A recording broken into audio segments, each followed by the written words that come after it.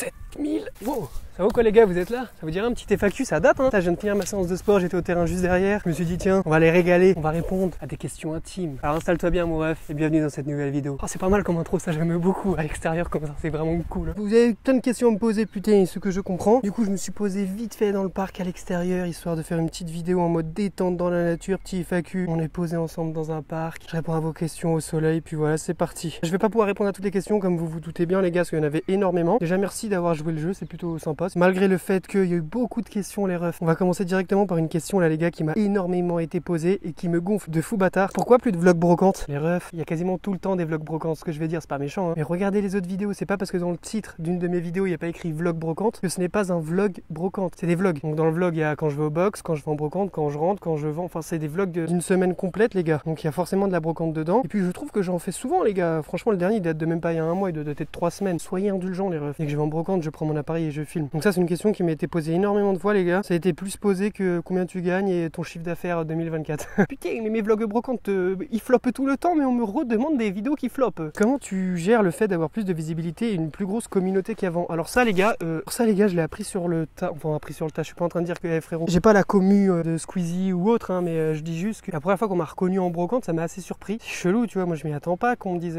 jamais moi le sais tu vois, ouais t'es qui? Donc c'était assez bizarre au tout début les 10 premières fois on va dire. Et puis à force des choses bah j'ai réussi à comprendre que j'étais une putain de superstar les gars, que je suis une putain de personne de fou en fait et que tout le monde m'en... Non je déconne, putain les gars. Non en vrai c'est super bizarre, surtout que moi mes vidéos, tous mes vlogs, j'essaye d'être le plus naturel possible les refs. J'essaye vraiment de rendre l'image de moi qui est moi dans la vraie vie. Des fois tu connais, il y a des gens qui ont déjà dit, il y a une personne j'avais vu sur un TikTok daily qui a dit que j'étais aigri. Après tu connais, on peut pas être tout le temps de bonne humeur, il suffit que tu passes une journée de merde, que t'aies mal dormi ou quoi. Donc si tu tombes sur un mauvais jour forcément tu verras le mauvais moi. Mais la plupart du temps je suis de bonne humeur, je suis content. Après tu connais hein, comme tout le monde, on a des hauts, on a des bas, on peut pas être tout le temps au max. Mais du coup par rapport à la commu, tout ça, par rapport à vous, je trouve ça encore chelou. Mais c'est kiffant de vous rencontrer en vrai de vrai. Je sais pas si j'ai répondu bien ou pas bien à la question, mais je trouve ça bien, marrant. J'aime bien vous rencontrer, j'aime bien parler avec vous, tout ça. Et ce que j'aime bien vraiment les gars, c'est ce que j'ai remarqué il y a pas très longtemps là, c'est que mes vidéos parlent aux plus jeunes, aux moyens, aux vieux. Enfin, aux vieux entre guillemets, te sens pas hey, oh, t'as plus de 50 ans, tu es vieux pour moi, mais tu es jeune. Putain, mes vidéos plaisent et parlent à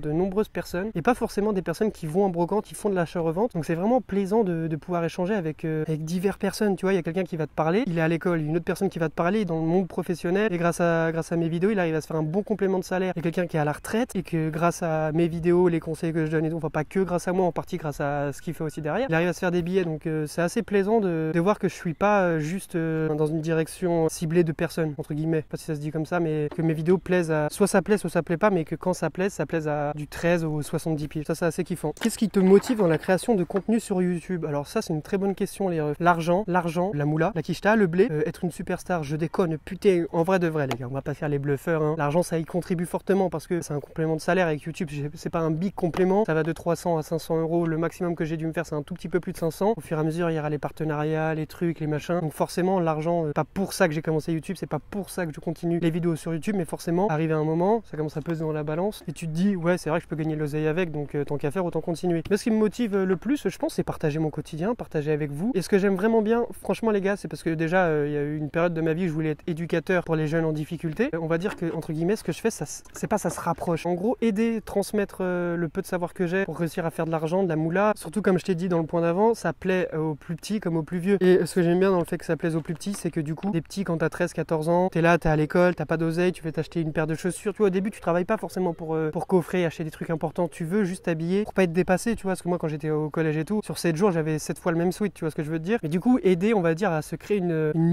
vraiment légère liberté financière pour les plus jeunes, ça stylé, puis ça apprend à travailler, à se débrouiller, tu connais, hein, aller de l'avant, tu vas rencontrer des hauts et des bas, mais dans tous les cas ça pourra que aller de mieux en mieux. Et voilà, c'est vraiment ça que j'aime bien dans YouTube, vous changez, surtout aussi tu vois, on est là, je suis en détente, je rigole avec vous, j'essaie d'être le plus naturel possible et du coup si je peux vous remonter le moral, faire des vidéos qui vous inspirent, qui vous remontent le moral, si vous pouvez vous identifier dans certains trucs que je dis, certains trucs trucs que je fais et tout, c'est cool. C'est quoi tes projets pour plus tard? Big loco, bureau, moquette, branlette? Alors les refs, mes projets pour plus tard, en vrai de vrai, je suis déjà dans le plus tard. En vrai, je sais absolument, c'est pas que je sais pas, mais c'est au jour le jour pour le moment. Projet pour plus tard, ce qui est sûr, c'est que quoi qu'il, j'aurai un bureau où travailler, que ça soit, peu importe mon activité, je veux un bureau pour vraiment tous les matins me lever, me dire bon allez, j'y vais et je fais ce que j'ai à faire, mais pour moi, tu vois, je veux un local, des locaux, ce que vous voulez, un fond YouTube déjà, un truc où je pourrais tourner mes vidéos YouTube tranquille, sans prise de tête, sans devoir tout le temps sortir les softbox et tout, etc. Parce que je compte continuer YouTube, hein, quoi qu'il, même si j'arrête l'achat-revente de vêtements ou autre. Mais mes projets pour plus tard, je sais pas, parce que je me pose beaucoup de questions, les gars, je me pose beaucoup de questions sur est-ce que je devrais faire ci, est-ce que je devrais faire ça. Il y a plein de projets pour plus tard, notamment sur YouTube, j'ai énormément de projets que je peux pas encore mettre en place parce que c'est beaucoup d'organisation ce que j'ai envie de faire, les gars, et je sais que si je le fais, faut que je le fasse vraiment bien, ce que j'ai envie de faire, là, ce que j'ai en tête pour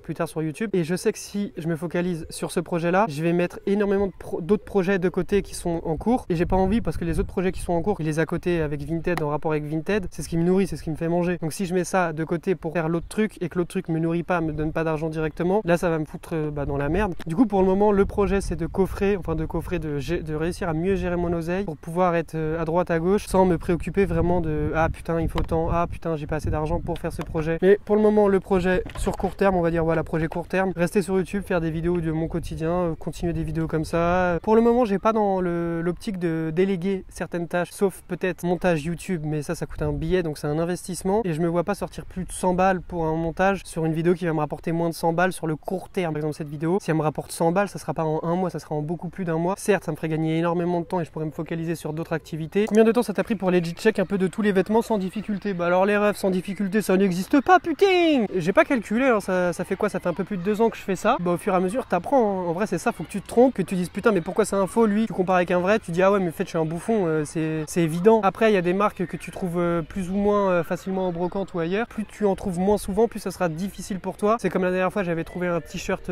Chrome Hertz. J'avais jamais vu de t-shirt Chrome Hertz en réel de ma vie, que ça soit en brocante ou autre. Et du coup bah pour le legit, après c'est assez simple, surtout le prix de ce genre de pièces les refs. Tu regardes l'étiquette, tu regardes les coutures, tu regardes la matière, tu regardes le poids, les détails et tout, c'est assez simple. J'étais avec Ellie, il en avait trouvé un et moi aussi. J'ai regardé le mien, j'ai regardé le sien. En 2 secondes j'ai vu que le sien c'était un faux. Des détails de l'étiquette interne, ça s'est vu directement, c'était pas droit, c'était mal coupé et tout. Et quand tu sais le prix dans le neuf de ce genre de pièces, ce genre de détails, ça peut pas passer. Le luxe c'est assez simple de legit parce que tu te dis, que ce soit Louis Vuitton, Dior, des chemises comme ça, le prix du neuf, mon ref, les marques ne peuvent pas se permettre de négliger les petits détails. Le diable se cache dans les détails les gars. Donc les petits détails et tout, c'est toujours nickel, c'est toujours bien fait. Après pour legit du Nike et tout, c'est relativement simple les gars, les étiquettes, tout ça. Au pire tu te trompes, admettons tu l'as acheté en brocante pour 1 euro, 2 euros, 3 euros, t'as perdu 2-3 euros grand maximum. Pas grave, au moins t'as appris, t'apprends par toi-même ou en regardant mes vidéos bien évidemment. En vrai ouais je sais pas combien de temps ça m'a pris pour vraiment tout bien legit check et ça m'arrive encore de me tromper. Des fois je me trompe sur certaines pièces et je me dis putain mais je suis un bouffon. Et généralement j'ai remarqué que je me trompais sur les trucs où c'est grillé de baiser, où c'est grillé de fou que c'est un fake, mais tellement c'est gros plus ça passe. J'avais acheté un maillot du Barça en brocante, l'écusson il manquait un trait, mais vraiment ça se voyait de ouf et je l'ai acheté, mais j'ai vu qu'il manquait un truc tu vois, et je me suis dit mais non, et je l'ai acheté. Et puis au fait en rentrant je me suis dit mais je suis un bouffon. Ça arrive au meilleur de se tromper mon ref, t'as capté ou pas? Des feats de prévu, ça c'est très intéressant comme question les gars, je sais pas. En vrai des feats de prévu avec qui? Pour le moment je suis bien avec Ellie de temps à autre sur YouTube et tout, et avec Zetan, QLF mon ref, QLF. Après tu connais si l'opportunité se présente d'être avec Squeeze, je vais pas cracher dessus, mais de feat pas pour le moment les refs, parce que j'estime que je suis bien comme ça et que des feats je sais pas, s'en bat les couilles non. Vous me voyez en feat avec qui là? Avec qui vous me voyez bien en feat les refs? Commentez ça. Question suivante hein, les gars. T'es le meilleur. Mais je sais hein. C'est évident mon ref. Il a pas tort, il a pas tort, il a pas tort. Tiens les gars, oh, c'est vous les meilleurs. C'est grâce à vous que je suis là, que je fais ce genre de vidéo de merde là, à faller dans l'herbe. Non en vrai les gars, c'est vous les meilleurs, c'est vous hein. On est les meilleurs en fait, on est une équipe de champions les gars. Ça fait plaisir de fou bâtard hein, ça vit hein. Merci les refs, c'est vous les meilleurs en vrai de vrai. La plus grosse marche que t'aies faite sur un article. Alors là les gars, vous allez être choc barre de baiser, c'était un article que j'ai payé en manœuvre. C'est-à-dire, j'ai été sur un endroit, on m'a dit j'ai des vêtements pour toi mais il faut que tu m'aides à tout descendre et à finir ça. Ok, j'arrive. Donc je l'ai payé en temps l'article. C'était il y avait plusieurs articles hein, les gars. Et du coup, la plus belle marge, c'était attendez, je descends parce que c'était des ventes vestiaires co. Après rien que le t-shirt Chrome Hertz, ça reste une belle marge hein. Je l'avais acheté 1 euro et j'ai revendu plus de 200 balles, mais c'est pas la plus belle les refs. La plus belle, c'est un manteau en laine pour 749 euros les refs. Dans ma poche, du coup 651 euros. Et on avait plusieurs de cette marque là et j'en avais vendu un autre 500 euros, donc 435 euros dans ma poche. Et un blazer 219, donc 190 euros dans ma poche. Donc ça je pense les gars, ça reste ma plus belle marge. Et il y avait un maillot de l'équipe de France 1978 que j'avais vendu 200 balles, je crois que j'aurais pu en vendre 400 mais je me suis pas pris la tête, et que j'avais acheté 50 50 centimes que j'ai revendu 200, donc c'est un x400 les refs. Ronaldo, le travail acharné ou Messi, le don? Alors ça, c'est ce genre de questions, les gars, je kiffe de baiser. Messi a travaillé aussi beaucoup, les gars. Surtout que lui, en vrai de vrai, les gars, de base, il est pas destiné à percer dans le foot, il est tout petit, c'est le même cas que Griezmann.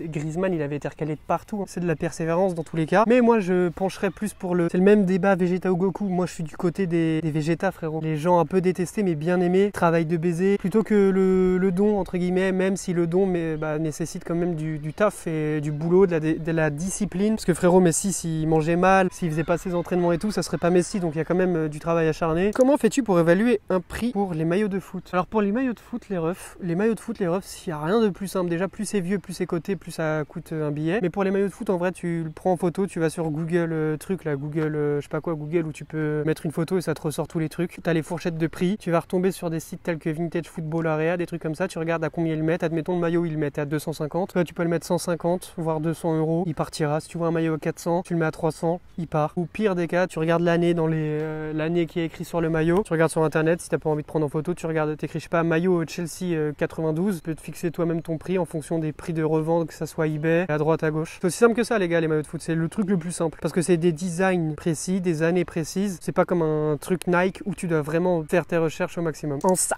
ton chiffre d'affaires de 2024 pour l'instant, les gars, alors j'ai fait le calcul. Mon chiffre d'affaires Vinted, hein, j'ai pas pris en compte YouTube, j'ai pas pris en compte TikTok, j'ai pas pris en compte les ventes de mon site. J'ai pas pris, en gros, j'ai pris que Vinted, voilà. 13 567 €, les gars, en 6 mois, sachant qu'il y a un mois où j'ai été bloqué sur Vinted. Ça, c'est juste avec Vinted, donc c'est bien, c'est pas un truc de ouf non plus, mais ça reste un bon yeb, hein, mon ref, pour que vous puissiez vous aussi vous projeter, vous comparer, vous dire que c'est possible de faire sachant qu'il y a des gens qui se font beaucoup plus que ça avec Vinted. Hein. Ton grossiste, c'est qui ton grossiste? Les gars, je vous avais déjà fait une vidéo dédiée complètement à Vintage Box Market. Et en ce moment, mon grossiste, du coup, c'est Vintage Box Market. Il y a des gens qui trouvent qu'il est un peu cher, mais moi, je trouve que le prix est justifié complètement par la qualité, parce que c'est pas un grossiste où tu arrives et tout est vraiment dégueulasse, tout est vraiment à laver, tout est vraiment à repasser. Avant d'être envoyé, du coup, tout est repassé à la truc, tu sais, c'est pas vraiment repassé au fer à repasser, mais à la centrale comme ça, là, je sais pas comment ça s'appelle. Cheap sheet, tout est propre, tout est bien plié, ça arrive vraiment bien plié, tout est ordonné, tout est grade A, mais il y a aussi des box grade B. Chemise Ralph Lauren, je crois, tu les touches à 4 €, 5 € et tu les revends facilement 20, 30 € même, parce que le grade B, les gars, j'avais fait les sets du grade B des chemises Ralph Lauren de chez lui, et c'est juste les cols qui sont jaunis. Pour des cols jaunis, c'est très simple, tu prends de l'eau oxygénée, tu tapotes légèrement sur le col, tu laisses tremper, enfin tu laisses sécher au soleil, ton col il ressort blanc, frérot, on dirait il est tout neuf. Après il y a du savon de fiel de bœuf, tu prends une brosse à dents, tu frottes avec le savon, tac tac, ça part tout seul. Il y a vraiment des box très intéressantes. Lui, je sais que c'est la fiabilité de fou bâtard, les refs, et que vous pouvez commander, il y a vraiment de tout, il y a du Carhartt, il y a du Dickies. Quand j'avais commandé une box de Sweet Mister Vintage, les gars, je les avais revendus aux alentours des 60 € pour la plupart. Enfin, je dis 60 € pour la plupart, mais ça va de 50 à 60. Il y avait du Wrangler, du Lacoste, du Adidas Vintage. Donc ça part très bien, les gars, donc n'hésitez pas à aller checker sur le site vintageboxmarket.fr, surtout qu'avec mon code promo jamais M, vous avez un petit pourcentage, pas grand chose, mais ça fait toujours plaisir d'avoir une petite remise. Moi, je vous partage que les bons filons, je vous partage pas les vieux filons pourris. Pourquoi le pseudo jamais moelleux? Ça, c'est une question que je crois que j'avais déjà répondu, les gars, dans ma précédente vidéo FAQ. Est-ce que vous connaissez le rappeur Olkari? C'est un rappeur originaire du 91. Donc 91, j'habite dans le 91 et j'ai été bousillé par ses sons étant plus jeune. Il a sorti un son qui s'appelait Jamais moelleux. J'ai fait ah bah tiens, j'ai tout simplement pompé une phrase d'une musique d'Olkari. Donc merci à toi Olkari. D'ailleurs, j'avais fait un snap avec lui à l'ancienne. Il s'entraînait à la même salle que moi à Morangis avant. Tu n'as pas peur qu'on te vole dans ton box? Non. Il y a des caméras, il y a des gardiens qui tournent H24. Il y a des caméras juste à côté de mon box. Il y a des caméras à l'entrée pour rentrer dans le parking souterrain. Il y a vraiment des caméras partout. Et puis je pense pas que les vêtements c'est le truc qui font rêver les gens. T'as quel âge? 14 ans et demi, je vais bientôt avoir 15 ans. 27 balais, 27 balais, on prend de la bouteille. Mais je crois que j'avais déjà dit dans ma précédente FAQ. D'ailleurs, ce qui était marrant dans la précédente FAQ, les gars, c'est que je disais que on m'avait posé une question. Je crois que c'était qu'est-ce que tu as besoin comme truc que tu vas acheter prochainement. Que j'avais répondu un nouvel iPhone, ce qui est chose faite, et un local ou un truc pour stocker, ce qui est chose faite aussi. Voilà, on progresse. Level up, level up. Putain, c'est stylé de faire une petite vidéo dans l'herbe là, tranquillou après ma petite séance, les refs. Vous, quoi de neuf, ça va en ce moment dans vos vies? Parce que là, c'est une FAQ centrée sur moi, tout ça, mais est-ce que vous, ça va tranquille? Ah oui, je vous pose jamais ces questions, les gars. Je m'inquiète pour vous aussi, putain. J'espère que tout va bien pour vous aussi dans vos vies et que tout se passe pour le mieux. Il en faut peu pour. Bon, allez, ciao les refs. Et je clôture comme ça.